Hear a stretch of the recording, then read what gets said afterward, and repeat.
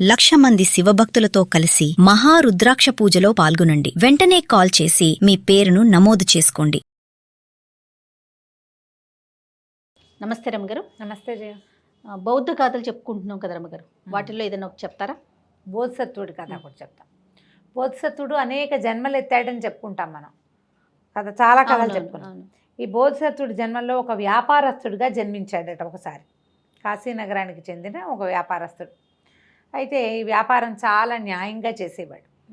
వైశ్య కులం కదా, అప్పట్లో వ్యాపారాలు ఎలా ఉండేవి, వీళ్ళన్నీ సామాన్లన్నీ మన ఊళ్ళో దొరికేవి, చీప్గా దొరికేవన్నీ గ్యాదర్ చేసుకుని బళ్ళు కట్టుకుని వెళ్ళేవాళ్ళు. పక్క ఊర్లు పక్క దేశాలకి వెళ్ళిపోయి ఎడార్లు అవి దాటిపోయి అక్కడెక్కడో అమ్ముకుని ఒక 6 నెలల తర్వాత, 8 నెలల తర్వాత, 10 నెలల తర్వాత కూడా అక్కడ చీప్గా దొరికే వాటిని మళ్ళీ బళ్ళలో వేసుకుని తీసుకొచ్చుకునేవాళ్ళు.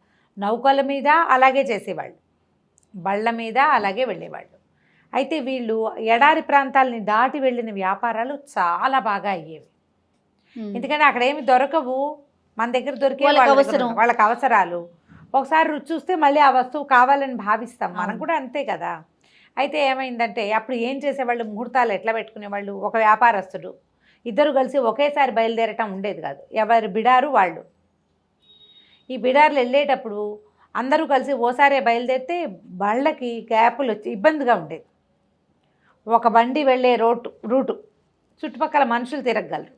2 రకాల బళ్ళు, ఇప్పుడు 2 కార్లు 2 పక్కల వెళ్ళినట్టుగా అలా ఉండేవి కాదు. ఓకే, ఇబ్బందిగా ఉండేదన్నమాట. అయితే ముహూర్తాలు అట్లా పెట్టుకునేవాళ్ళు, ఎవరికి వాడికి ముహూర్తం పెట్టుకుని, లేదా కుదరలేదనుకో ఒకే ముహూర్తం ఇద్దరు కుదిరితే వాళ్ళు కొంచెం మాట్లాడుకుని, మరి వాళ్ళు వెళ్తారు, మీతో పాటే మీ వెనకాల మేము వస్తామని ఏదో మధ్య మార్గంగా మాట్లాడుకునేవాళ్ళు. అయితే ఈయన పొరుగున ఒక వ్యాపారస్తుడు ఉండేవాడు, ఆయన కొంచెం కుళ్ళిపోతువాడు. తన రాపోయినా పర్వాలేదు, పక్కవాడికి రాకూడదు అనుకునేవాడు. సరే ఆయనకి ముహూర్తం, ఈయన బోధిసత్వుడి ముహూర్తం ఇద్దరివి ఒకేసారి కుదిరేసరికల్లా మాట్లాడుకున్నారు. మధ్యవర్తులు ఉంటారు వీటన్నిటికీ. మధ్యవర్తులు వచ్చేసరికల్లా ఏం మాట్లాడుకున్నారు, ఎవరు వెళ్దాం ముందు ఏమిటి అంటే, ఈయన ఏమనుకున్నాడు, ఆ పక్కన ఉన్నవాడు ముందు గనక మనం వెళ్తే పట్టుకుచ్చుల్లాంటి గొడ్లకి గడ్డి మనకే దొరుకుతుంది, నీళ్లు ఫ్రెష్ వాటర్, ఎడార్లలో దొరికే నీళ్ళు అప్పటికప్పుడు ఊరుతూ ఉంటాయి, అవి మనమే తీసుకోవచ్చు, రోడ్డు తొక్కిడిగా లేకపోతే ఈజీగా వెళ్ళిపోతాం. ఇవి ఆలోచించుకుని నేను వెళ్తా ముందు నేను బయలుదేరాక 15 రోజులకు నువ్వు బయలుదేరు అని కొంచెం గట్టిగా ఇది చేశాడు. సరే వీళ్ళు ఏమనుకున్నారు, బోధిసత్వుడు ఇంకోలో ఆలోచించాడు. ఒకడు ముందు వెళ్తే కష్టమో నిష్ఠురమో వాడు పడతాడు, వాడు పడ్డ కష్టం ఏమిటో మనకు అర్థమవుతుంది, ఆ కష్టం పడకుండా ఉంటాం మనం, సరిపోతుంది కదా. ఇది బాగానే ఉందిగా. ఎప్పుడు కూడా ఒకడు ప్రయాణించిన దారిలో ప్రయాణిస్తే ముందువాడు పడిన కష్ట నష్టాలు, ఇబ్బందులు చూసి వెనకవాడు జాగ్రత్త పడడానికి అవకాశం ఉంటుంది. తొలిగా గట్టెక్కేవాడు జారి పడతాడు, పడి ఎక్కుతాడు బహుశా, కానీ వెనకాల ఉండేవాడికి గుణపాఠం నేర్పిస్తాడు ముందువాడు ఎప్పుడు కూడా. మనం వ్యాపారాల్లో కూడా కొత్తగా వ్యాపారం తీసుకునేవాడు పడేంది కష్టాలు ఎవడు పడ్డాడు, వెనకవాడు జాగ్రత్త పడతాడు. బోధిసత్వుడు సరే పోని మన వ్యాపారం 15 రోజులు వెనకబడితే పడింది, అప్పులైతే అయినాయి, కానీ జాగ్రత్తగా వెళ్తామని ఒప్పుకున్నాడు. ఆయన ముందు బయలుదేరితే వెళ్ళేటప్పుడు అడవుల్లో ఈ ఎడార్లలో వెళ్ళేటప్పుడు ఏం చేయాలి, పీపాల నిండా నీళ్లు అన్నీ సీల్ చేసి పట్టుకెళ్తారు. మధ్యలో ఫుడ్ దొరకదు, గ్రీనరీ ఏదో ఒక మాదిరిగా ఉంటుంది, కానీ పండు కాయ కసురు కూర నార అన్నీ వెతుక్కోవాలి. ఫుడ్ ప్యాక్ చేసుకోవాలి బాగా, రకరకాల తిండి పదార్థాలు పెట్టుకున్నారు, నీళ్లు అవి ప్యాక్ చేసుకున్నారు. బయలుదేరారు. 15 రోజులు ప్రయాణించాక ఎడారిలోకి చేరారు. అన్నీ బాగున్నాయి, యాక్టివ్గా ప్రయాణం అయిపోయి వాళ్ళు ఎడారిలోకి ప్రవేశించాక ఇక్కడ బోధిసత్వుడు స్టార్ట్ అవుతాడనమాట. అది లెక్క. ఎడారిలోకి వెళ్ళేసరికల్లా ఏమైంది, ఏమీ లేదు, అయ్యో ఏమిటి ఎవరు మనుషులు లేరు, ఏమీ లేరు అనుకుంటే అట్నుంచి ఒక పెద్ద ఒంటెల బిడారు లాంటిది వస్తుంది. వాళ్ళంతా రెపరెపలాడుతూ తెల్లటి బట్టలు కట్టుకుని, ప్రయాణపు అలసట లేకుండా, తామర తూళ్ళు తలకి చుట్టుకుని, తామర పువ్వులతోటి ఆడుకుంటూ, తామరాకులతోటి విసినకర్రల్లాగా విసురుకుంటూ కనపడుతున్నారు. కనపడేసరికల్లా వాళ్ళు ఎంత అందంగా ఉన్నారు, దేవతా పురుషులల్లే ఉన్నారు వాళ్ళంతా, భలే బాగున్నారు. వీళ్ళకి ఎదురుపడితే ఈ వ్యాపారస్తుడు అడిగాడు, అన్నా ఎక్కడి నుంచి వస్తున్నారు, ఏమొస్తారంటే, అసలు ముందుంది మానసరోవరం లాంటి అమృత సరస్సు ఒకటి ఉంది, దాని నిండా పువ్వులే, దాని నిండా ఆకులే, దాని నిండా పక్షులే, ఎన్ని నీళ్ళో, ఎంత హాయిగా ఉందో, మేమంతా అక్కడి నుంచి ఈ తామర పూలు తెస్తున్నాం, ఇది తెస్తున్నాం అవి తెస్తున్నాం అని చెప్పాడు. చెప్పేసరికి చూస్తూ కనిపిస్తున్నారుగా, తామరతుళ్ళు మెళ్ళ వేసుకున్నారు, పువ్వులు నెత్తి మీద ఇట్లా చుట్టుకుని పెట్టుకున్నారు, ఆకులు ఎలాగో కనపడుతున్నాయి. ఇవన్నీ చూసి ఆశ్చర్యపోయారు. అవునా అన్న, అవునవును చాలా బ్రహ్మాండంగా ఉంది, ఈ నీళ్ళని ఎందుకు మోసుకెళ్తున్నారు, వీళ్ళకి కొన్ని బళ్ళు ప్రత్యేకమైన ఉన్నాయి, నీళ్లు మోసే బళ్ళు, ఇవన్నీ ఎందుకు, మోత బరువు పారబోసేసేయండి, హాయిగా వెళ్ళండి, అక్కడ ఎన్ని నీళ్ళో అని చెప్పారు. చెప్పేసరికి వీడు వెంటనే వీళ్ళు ఏం చేశారు, ఆహాహా వీళ్ళు ఎంతో బాగున్నారని ఆ నీళ్ళ పీపాలన్నీ తీసేస్తే ప్రయాణం స్పీడ్గా సాగిపోతుంది, బరువు తగ్గుతుంది, తింటుంది, నీళ్లు లేవు, నీళ్ళు మొత్తం పారబోసేసుకున్నారు, ఏమీ ఉంచుకోలేదు, ముందుకెళ్ళారు. ఇక వెళ్ళి వెళ్ళి వెళ్ళి ఎంత వెళ్ళినా వీళ్ళకి నీటి చుక్క అనేది కనపడలే.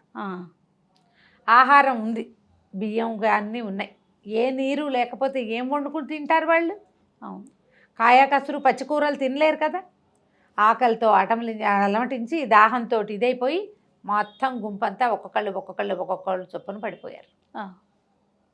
ఈ వీళ్ళకి రాజపురుషుల్లాగా దేవతా పురుషుల్లాగా కనపడింది ఒక పిశాచాల దండు, భూతాలు అవి. ఈ ఎడార్లలో మనుషుల్ని పీక్కు తింటాయి, వీళ్ళని ఇలా నమ్మించి మోసం చేస్తాయన్నమాట. వాటంతటా అవి శక్తి కలిగినవి కాదు, ఇలాగే ఎడారిలో అలమటించి చచ్చిపోయిన వాళ్ళే వాళ్ళు, ఆహారం కోసం ఇట్లా చేస్తాయి. ఈ ఒక్కొళ్ళు పడిపోతుంటే ముందు మనుషుల్ని, తర్వాత ఎడ్లు ఇంకా ఎక్కువ రోజులు బతుకుతాయి కదా, మనుషులు కావాలనే వెంటనే చచ్చిపోవు, ఆహారం లేకపోతే 4-5 రోజుల్లో పోవు. వీళ్ళు దాహంతో చచ్చిపోయారు, అవి కూడా వీళ్ళ దగ్గర ఎడ్లున్నాయి, తర్వాత ఒంటెలున్నాయి, అన్నిటినీ శుభ్రంగా తినేసినాయి. వీళ్ళు ఇదంతా జరిగిపోయిన 15 రోజులకి బోధిసత్వుడు అండుకో అడవిలోకి ప్రవేశించారు, ఇక ఎడారిలోకి ప్రవేశించారు. కొంచెం ముందుకు వెళ్తుంటే అట్నుంచి పెద్ద రాజసమూహం లాంటిది వచ్చింది.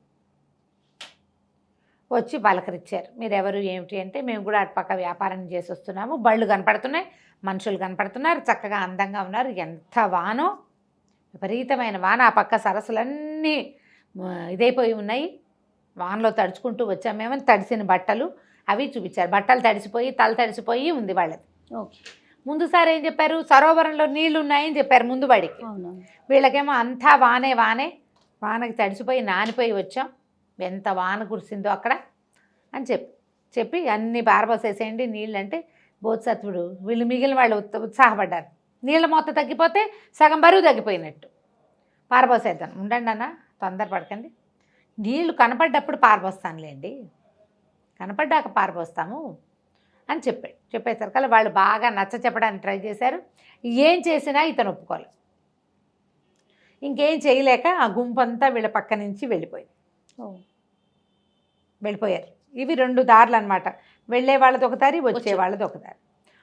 ఇంకా తప్పలేదు, మరి ఎదురుగుండా వచ్చిన వాళ్ళు ఎంతసేపు వీళ్ళని పట్టుకు బయలుదేరతారు. అవును, మీరు వెళ్ళండి, మేము బయలుదేరతామన్నాడు. వాళ్ళు వీడి పక్క నుంచి వెళ్ళిపోయారు, చూస్తున్నారు, ఇంకేం చేయలేక వాళ్ళ దారిని వాళ్ళు ఇంకో సమూహాన్ని వెతుక్కుంటూ వెళ్ళారు.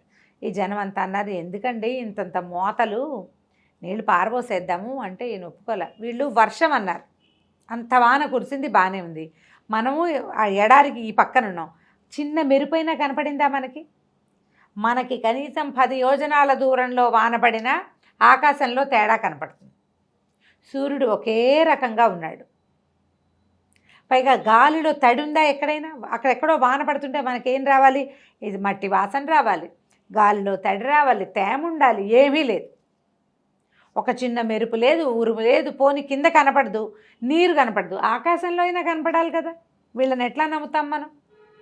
పైగా అంత నానిపోయి ఉన్నారేమిటి, వానతో తడిసిపోయిన వాళ్ళు ఇక్కడ దాకా వచ్చేసరికల్లా ఆరిపోవద్దు, వాళ్ళు తడిసిపోయి ఉన్నారంటే నేల కూడా తడిచి ఉండాలి, నేల తడవటల్లా వాళ్ళ ఒంటి మించి నీళ్లు ఉన్నాయి, కింద మాత్రం తడవట్లా, అంటే వీళ్ళు మనుషులే కాదు, బహుశా